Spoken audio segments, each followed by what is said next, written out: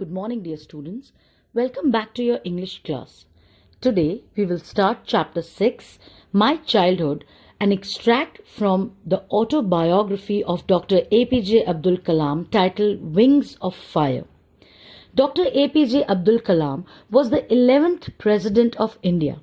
He was born on October 15, 1931 in Rameswaram, Tamil Nadu.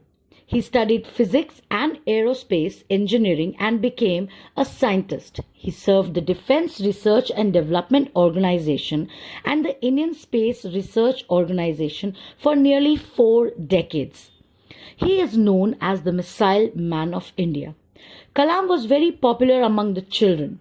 He often encouraged them with his high-powered philosophy. Besides, he was an excellent writer also.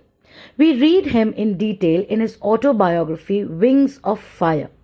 Obviously, he was a true nationalist. He died on July 27, 2015 due to a cardiac arrest. My Childhood is an extract from the autobiography Wings of Fire by Dr. APJ Abdul Kalam.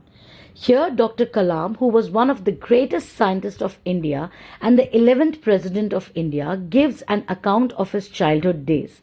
His journey from a middle-class family in Rameswaram to the President's house has not been a smooth ride. He worked hard and faced all the challenges of life. This great scientist and missile man of India was born in a Muslim family in the island town of Rameswaram, Tamil Nadu. In his childhood, he was greatly influenced by his parents, his teachers, and his friends. His father, Jainuddin, was not much educated, but he was a very generous and kind person. He was not rich, but provided a secure childhood to his children. Abdul inherited honesty and self-discipline from his father and faith in goodness and deep kindness from his mother. Abdul Kalam had 3 brothers and 1 sister.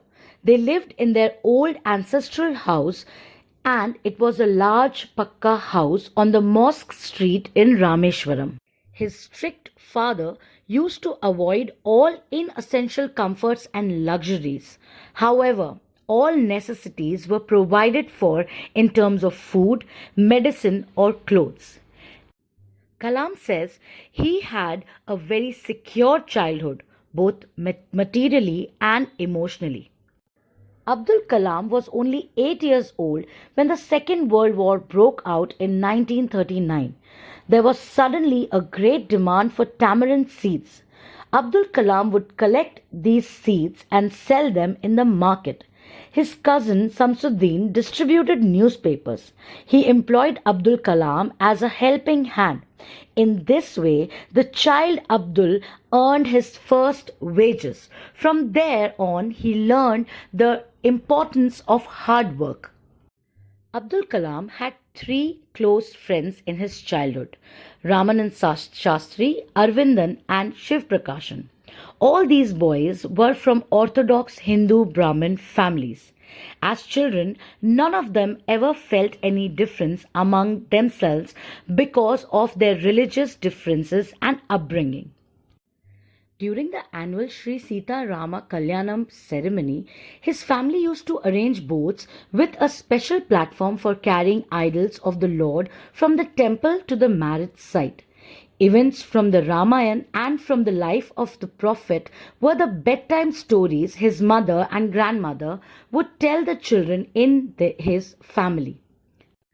One day, when Abdul Kalam was in the 5th standard at the Rameswaram Elementary School, a new teacher came to their class. Abdul Kalam used to wear a cap which marked him as a Muslim, and he always sat in the front row next to Ramanand Shastri, who wore the sacred thread.